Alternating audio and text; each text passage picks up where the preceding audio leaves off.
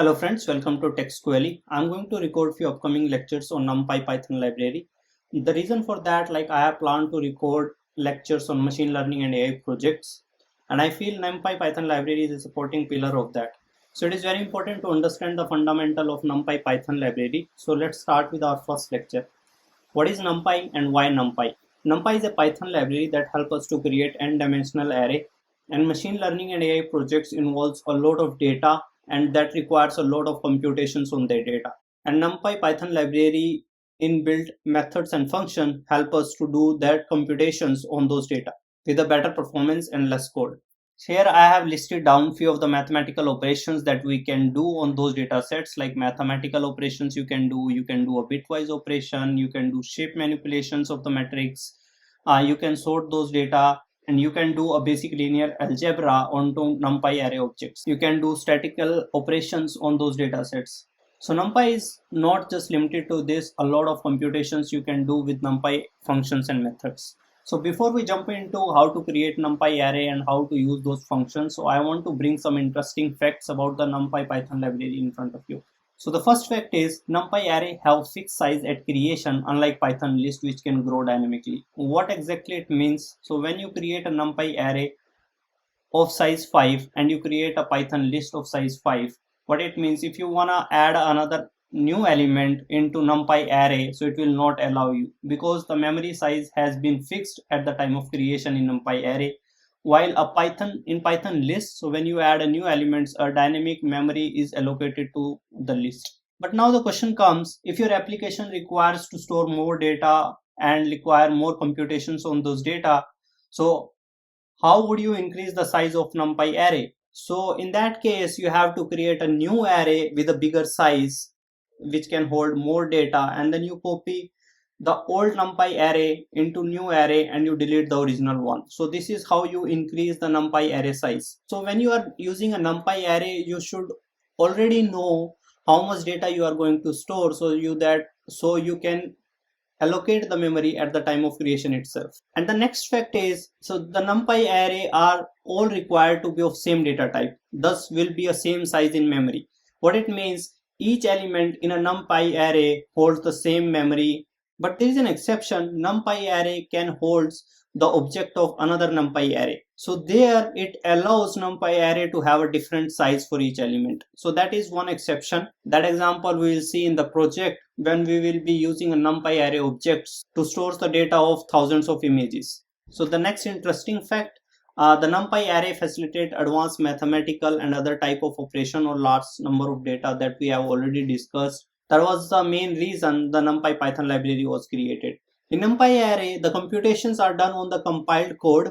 So that is one of the reason NumPy arrays are better in performance than Python list. Here I am going to show you an example how NumPy array is different from a Python list to achieve the same task. Suppose in Python there are two lists, list A and B, both are of same size, so both contains the 5 elements. Now if you want to do operations, like if you want to do a multiplication of the corresponding element in each list, and I want to store in a new list, so how you will do that? In Python, that operation can be done using a for loop. So here is an example how we will achieve that. But what if this array contains 1000 elements and you have to do a multiplication? In that case, the size of the for loop is going to be increased with the size of the array.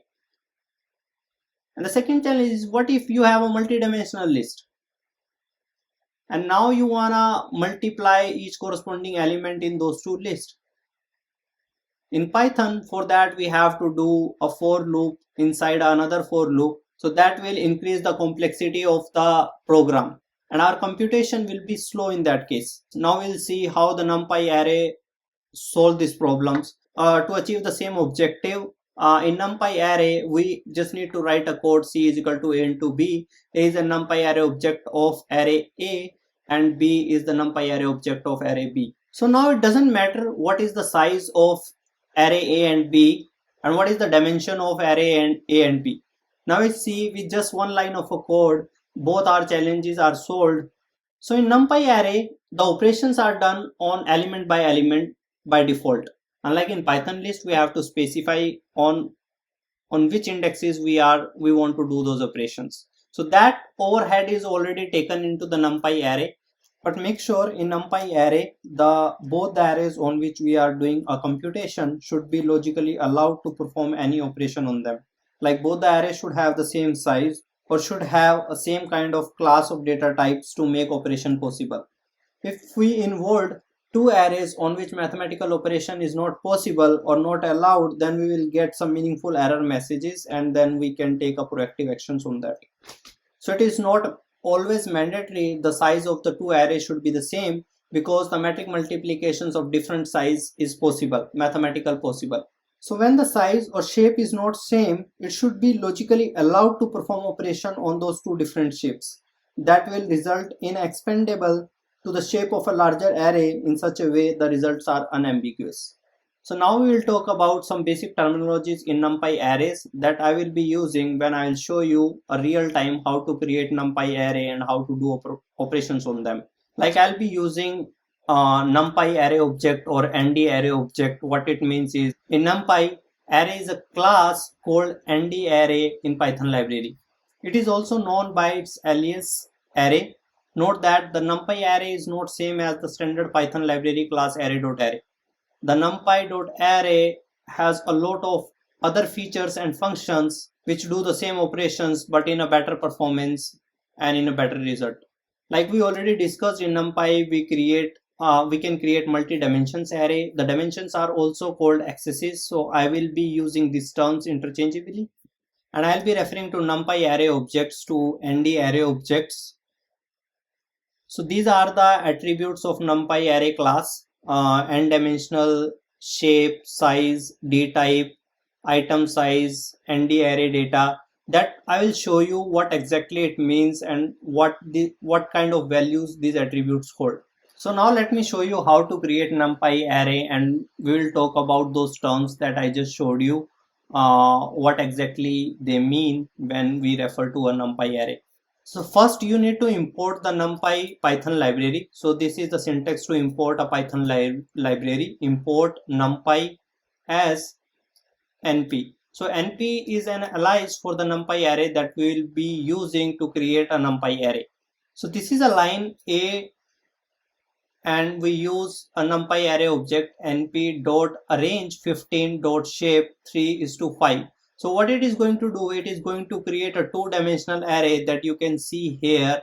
I'll execute the code and I will show you it gives the same result. So arrange functions arrange the number from 0 to 14. So this number is not included. If you see, our two-dimensional array objects holds the value from 0 to 14. And what does it reshape means? So it will reshape this value into a two-dimensional array which will have 3 rows and 5 columns. So if you see, there are 3 rows and we have the 5 columns in it. So to execute the same code, you can press shift.enter and it will refresh the code. So I have just refreshed it. If you have seen, so it created a two-dimensional array. Now all these array values are stored in ND array object A. So let me print a.ndm attribute. When I just print it, so it returns 2, like it has a 2 dimensions. When I print a.shape, what it means is it gives information about each dimension. So a.shape, it returns a tuple data structure object that has 2 elements in it. The first element refers to the number of rows and the second element refers to the number of columns. Now if you want to see what kind of data this array objects holds, for that we have the attribute a.dtype.name, and it specifies us what kind of data this array objects hold. So when we print this, so it returns int64. It tells us the data type, that the data that is stored in array object A is of int64. Now what is a.item size? A.item size, it returns the size of individual element in the array. So if you check on Google, int64 holds a 8 byte of memory. So a.item size returns the memory in bytes that computer takes to store the individual element in an array object. Now then, what is a.size? A.size returns the total number of element in an array. If you will see here how many elements we store here, so we have 15 element in this array. So it returns the number of elements in the array object.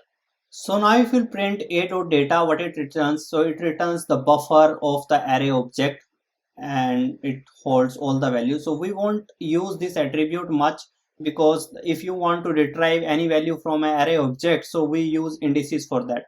And the indexes in NumPy array starts from 0. If you wanna, so this is our row 0, row 1, and this is row 2, and this is column 0, column 1, column 2, column 3, and column 4.